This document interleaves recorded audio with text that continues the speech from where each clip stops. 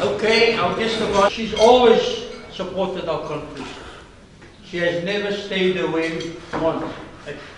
No, not once. Not one conference did she stay away from. And she went out of her way to be with us this evening. Please give her a warm welcome. Thank you very much for the invitation, and to thank the State in particular for his very kind invitation to be here this evening. As he said, I have been here on a number of previous occasions, and I think one of the people who almost and I have to say, as I was coming out here this evening, I was thinking that it's almost a year ago since his very sad passing away, and I didn't have an opportunity to say that before at one of your meetings. On the subject of the conference and Islamic finance, firstly I should say to you that on behalf of the government in Ireland, we have been doing, since we came into office, a lot of very detailed work to repair the Irish economy and internationally as well, to restore the reputation of Ireland. We are now almost halfway through the programme of the Troika, led in its detail by the IMF, but also the Commission and the European Central Bank are part of the Troika. And you're meeting again, as you have on previous occasions, at once more a time of turmoil in the international financial markets. And I think since we last met, the concept of sovereign risk has become a much stronger concept than it would have been when the discussions that you're party to would have begun some years ago. I think for the euro area and for the European Union in general, we do have a lot of work to do to develop and to evolve structures that assist countries, particularly countries on the periphery, which have difficulties, to overcome those difficulties. In the case of Ireland, we have just successfully had our people consent structure. The government, as you know, has laid the foundation in terms of taxation law and regulations to provide for, specifically, Islamic finance structures to be recognised in the context of the work being done in the IFSC.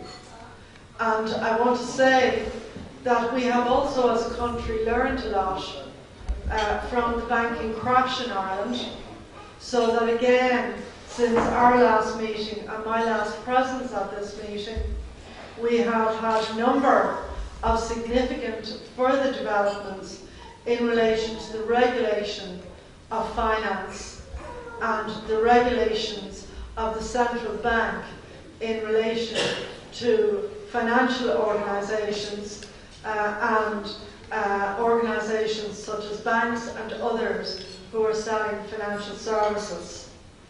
I think that all of that additional regulation should be, in the future, of considerable additional assurance to potential investors, along with the regulations that, as I said, have been passed into law, which make provisions specifically for Islamic finance arrangements. And I want to say as well, in relation to Ireland, that we're very much open for investment and interested in investment. I understand tomorrow that you will have a presentation in relation to visa arrangements in respect of people who may be bringing investment into Ireland. And in this we have updated our legislation and those arrangements following an examination by the government of arrangements that apply in other jurisdictions which have sought to make the granting of visas more available to people who are interested in investing in a country like Ireland. We've also had on the part of Irish people abroad, the Irish diaspora, particularly the many people from the Irish diaspora who are involved in banking right around the world. In some cases, some of those people have come home to help with the rebuilding of our own financial institutions. In other cases, they remain a very important point of support and point of contact for Ireland as an investment point. And I want to say how important it is that those international links of Ireland should be expanded and deepened. I'm also aware that we are also here in the context of momentous historical changes happening in many Arab countries. I think people in Ireland have been very interested in the different events that have happened as part of the Arab Spring. I think given the strong links in terms of education, training and work in Ireland of various people from Libya, Irish people also took a very detailed interest in the events which occurred in Libya, and I know that many people from Libya living in Ireland who are also naturalised Irish citizens as well as holding Libyan citizenship have gone back to Libya to help with Libya's recovery and rebuilding. So we are living in very historic times, whether it's historic times in relation to Ireland or historic times in terms of the developments that are happening in much of the Arab and wider Islamic world. So once again, I'm very honoured to be invited here. I want to wish you well in your deliberations. If there are areas in which the Irish government can be of further service, we are anxious to learn and we are anxious to take advantage of opportunities that are offered. President Bill Clinton, speaking at an event recently in New York, pointed out that there has never actually been, in some ways, a better time to invest in Ireland. We've learned a lot from what happened in the crash. We've done a lot of reforms to our system. We've put better regulation in place, particularly in relation to banking and finance. You'll have seen from the World Competitiveness Index that we have improved our competitiveness a lot. And for companies locating in Ireland, we have actually been able to draw foreign direct investment, particularly from international and global companies in the areas of IT, pharma, medical devices, and other key investment areas, including very significant investments from social media organisations, which are tending to cluster in and around Dublin, particularly in and around the area next to the IFSC. So all of these developments are very positive. We do have huge problems to overcome. I've just been at a very long meeting of the government dealing with the issue of mortgage debt in Ireland, which is a very big hangover for us as a consequence of the collapse of the construction industry and as a consequence of the collapse of the banking structures. And I have to say there are many ideas in Islamic finance which, had we had some of those ideas in place in relation to long-term structures, where right at the outset the details of the contract are known, that might have been of benefit to many ordinary Irish people and families availing of mortgages who found themselves in difficulty once the property bubble had burst. So coming here this evening and seeing how far your developments have advanced It's quite significant that a number of Irish institutions, educational and university institutions, as well as a number of financial and accounting and legal firms, have been specifically undertaking studies and consultancy work in this area of Islamic finance.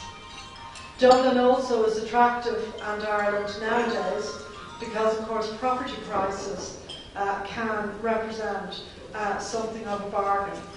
So if you're aware of investors who are interested in coming to Ireland, the message from the Irish government is that we're very open for business, and we're very interested in doing business and providing a good service to people who decide to come here and do business.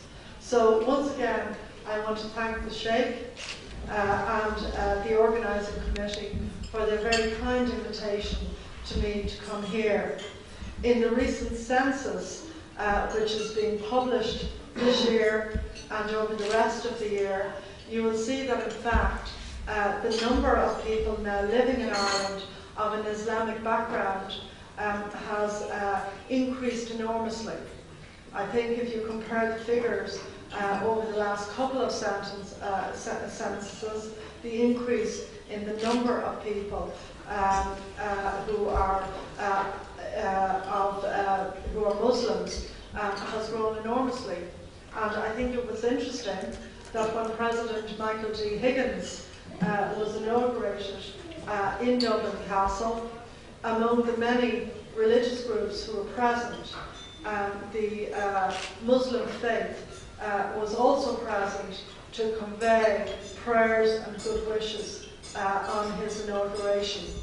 Just down the road here, a couple of weeks ago, we had a new primary school and a new secondary school being inaugurated under the auspices of County Dublin VEC in Ongar.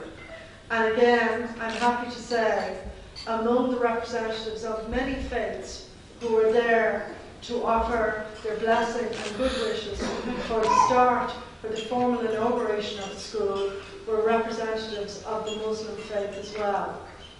In my own constituency, as you know, there are many Muslim families, not least the first wave of people who came to Dublin West, the people from the Bosnian community who came here as programme refugees, and this is the 20th anniversary of the very large Bosnian community who are in Dublin West now for 20 years. We have something like 500 families. And just to say how well people have done in Ireland, 20 years we've had an opportunity to see how children have done in school and how they've done in college. And I can truly say that the children from the Bosnian community, who are now adults and themselves marrying and having children, that they and their parents are a credit to the Bosnian community and indeed to the Muslim faith, given how they have progressed and dedicated themselves in particular to their studies and to advancement for themselves and for their families and for the general community. So it is important that while we dwell on some of the difficulties that Ireland has had, we should also recognise the achievements both of people who have come to live in Ireland, and as I said, the Bosnian community is now 20 years here, and the other communities who are building and developing what I hope very much will be an integrated community, not just in West Dublin, but also right throughout Ireland. So once again, thank you very much for this invitation, and I'm delighted to be here.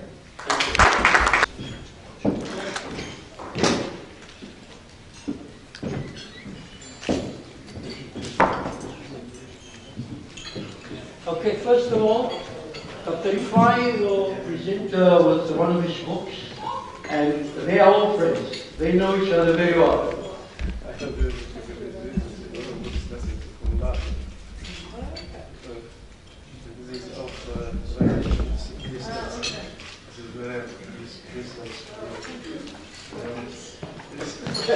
Thank you.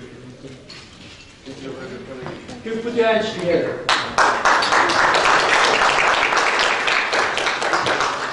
And then, of course, we are inviting our Irish Business Executives Forum, presenting with a token of appreciation for work. And then, of course, Rhoda giving you the flowers. Stay there, Annie. Have a picture. Yeah.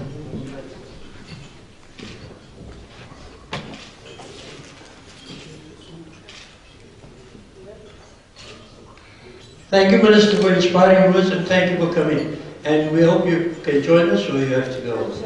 All right. Thank you. Give us in now, please.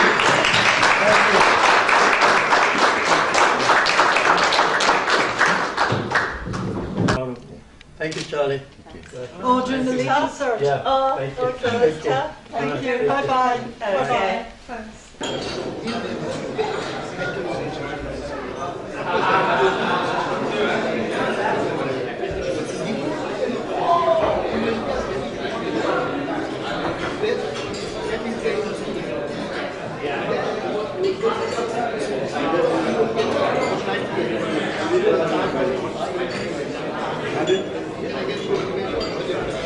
Proszę rodzice,